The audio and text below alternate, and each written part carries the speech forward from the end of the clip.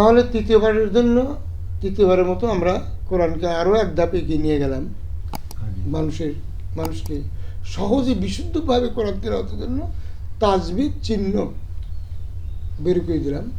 এই তাজবিদ চিহ্ন আমাদের প্রত্যেকটা অক্ষরের উপরে তাজবিদ চিহ্ন, যেখানে কঠিন কঠিন জায়গা আছে সেখানে তাজবিদ চিহ্ন আছে।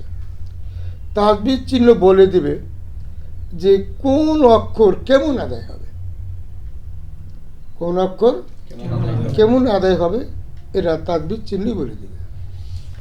তো তাহলে এটা এ কোরআন আর বাজারে যেসব কোরআন পাওয়া যায়, লাইব্রেরিতে যেসব কোরআন পাওয়া যায়, সেসব কোরআনের মধ্যে অত্যন্ত পার্থক্য রয়েছে, অনেক পার্থক্য রয়েছে। বাজারের কোরআন, লাইব্রেরির কোরআন আর আমাদের কোরআনের মধ্যে অনেক পার্থক্য। তো যাই হোক, আমরা এমন করে কোরআন বের করার পরে আবার কতগুলো কোরআনের ভিতর কিছু সিম্বল বা বলা যেতে পারে যে কোরআনের আয়াত শেষ হলো, একটা ওয়াকফ আছে। ওয়াকফের মধ্যে আমাদের দুইটা নাম্বার আছে। কয়টা নাম্বার আছে? দুইটা নাম্বার আছে। একটা নাম্বার হলো সূরার নাম্বার, এটা কোন সূরা। যদি 114 নম্বর সূরা হয়, বলো তো কোন সূরা হবে? সূরা নাস। সূরা নাস। যদি 1 নম্বর সূরা হয়, সূরা ফাতিহা।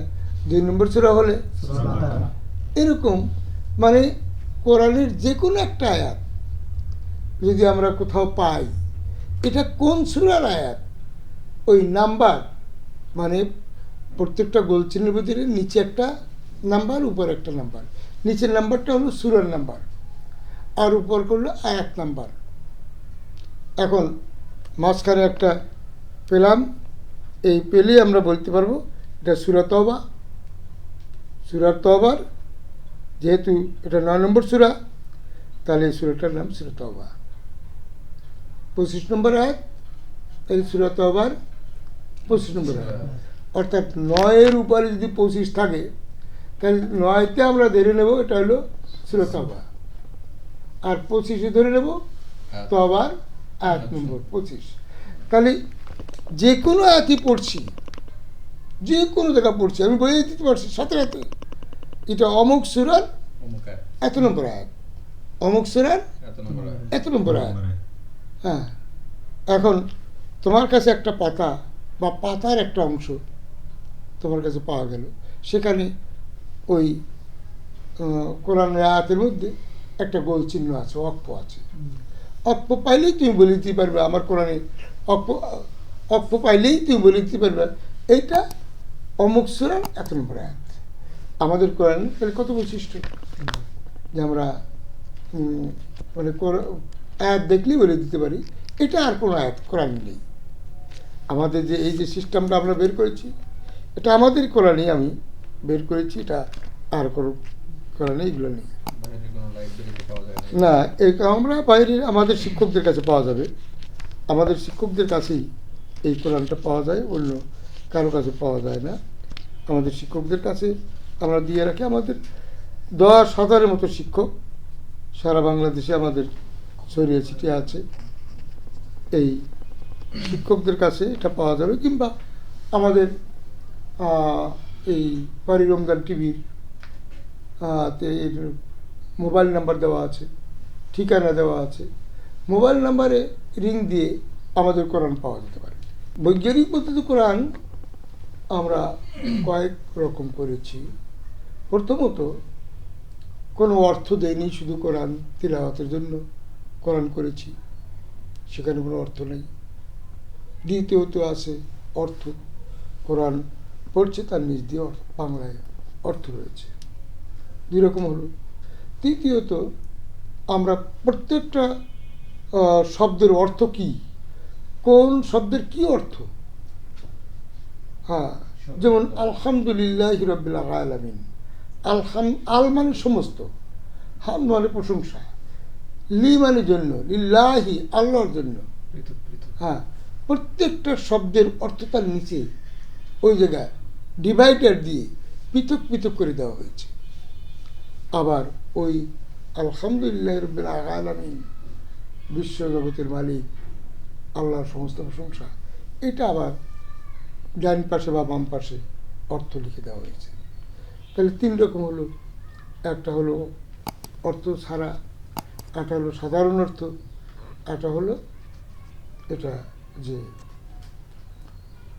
ওই শব্দের নিচে, প্রত্যেকটা শব্দের নিচে অর্থ আছে। এই 3 প্রকার কোরআন আবার ওই কোনটা সাদা, কোনটা অফসেট, কোনটা আর্ট পেপার, কোনটা সাদা, কোনটা অফসেট, কোনটা আর্ট পেপার। হ্যাঁ, এরকম অল্প দামের, মাঝারি দামের, বেশি দামের সব রকম মূল্যেরই কোরআন আমরা বের করেছি।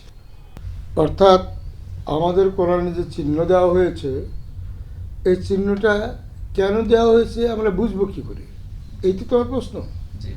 হ্যাঁ, আমাদের প্রত্যেক পৃষ্ঠার নিচে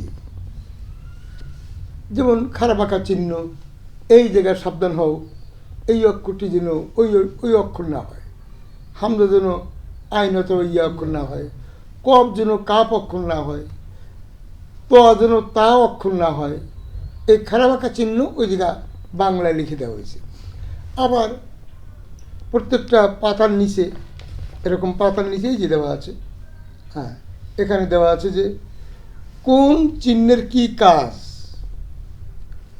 ওই কোরআন তিলাওয়াতের নিচেই এগুলা দিয়ে দেওয়া হয়েছে। গোল চিহ্ন যেখানে, হ্যাঁ, সেখানে মোটা হবে, মোটা হবে সেখানে বাংলায় আকার ব্যবহার করা যাবে না। যেমন অব জবর প, কা বলা যাবে না, আমরা অনেকেই কা বলে থাকি। ত জবর ত, তা বলা যাবে না, তা বলা যাবে না। এরকম প্রত্যেকটা চিহ্নের কি কাজ তা নিজ দিয়ে লিখে দেওয়া হয়েছে, যাতে সহজে সহজে পড়তে পারে। আর যদি কেউ 2-1 মাস পড়ে, 2-1 মাস পড়তে পড়তে সব তার আর দেখা লাগবে না, এমনি সে পড়ে যেতে পারে। এখানে গুণনা হবে, এখানে টান হবে, এখানে এই হবে, এখানে শীষ দিবে, প্রত্যেকটা জায়গায় আলাদা করে দেওয়া হয়েছে। চিহ্ন যত যা আছে, যত চিহ্ন আমি দিয়েছি, প্রত্যেকটা চিহ্ন বাংলায় এর ব্যাখ্যা লিখে দেওয়া হয়েছে। সুতরাং চিহ্নের বুঝতে কারো কোনো অসুবিধা হবে না, আশা করি বুঝতে পেরেছ।